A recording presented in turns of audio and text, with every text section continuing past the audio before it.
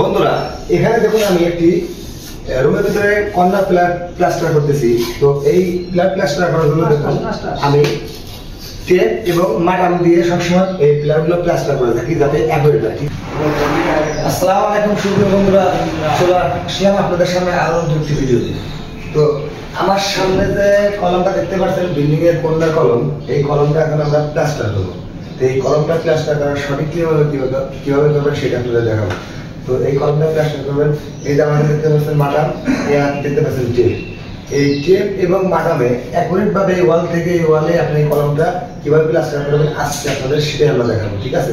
যাতে accurate plaster করতে পারেন সেই নিয়মটা দেখাবো। তো এই ভিডিওটা আপনারা সম্পূর্ণ দেখবেন, এই কর্নার কলম অ্যাকুরেট কিভাবে প্লাস্টার করতে হয় সম্পূর্ণ দেখাবো এবং আপনাদেরকে বলে দেবো, ঠিক আছে? তাহলে ভিডিওটা দেখতে থাকুন।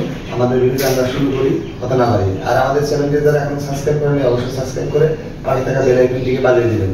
আমাদের যাতে নিত্য নতুন কাজের ভিডিও আপনাদের কাছে সবার আগে পৌঁছায়। তো কথা না বাড়িয়ে চলুন আমাদের ভিডিওটি আমরা শুরু করি।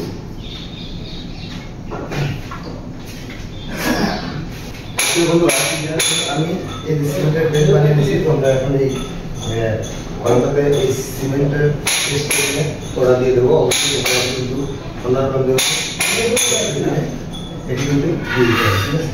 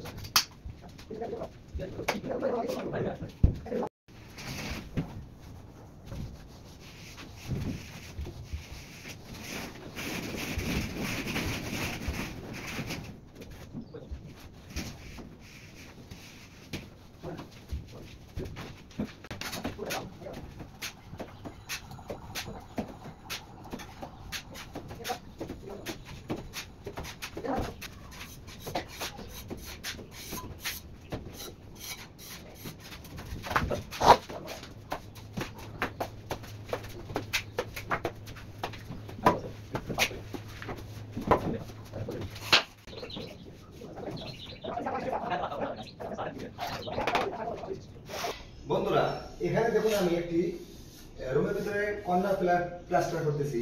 তো এই প্লাস্টার করার জন্য দেখুন আমি টেপ এবং মাটাম দিয়ে সবসময় এই পিলারগুলো প্লাস্টার করে থাকি যাতে অ্যাভয়েড হয়। ঠিক আছে, তো এইটা আমি প্রথম এই যে গছটা বসানো আছে এই গছ থেকে আমি এই ওয়াল থেকে আগে টেপ দিয়ে মাপ দিয়ে নেই, উপরে এবং নিচে মাপ দিয়ে নিই।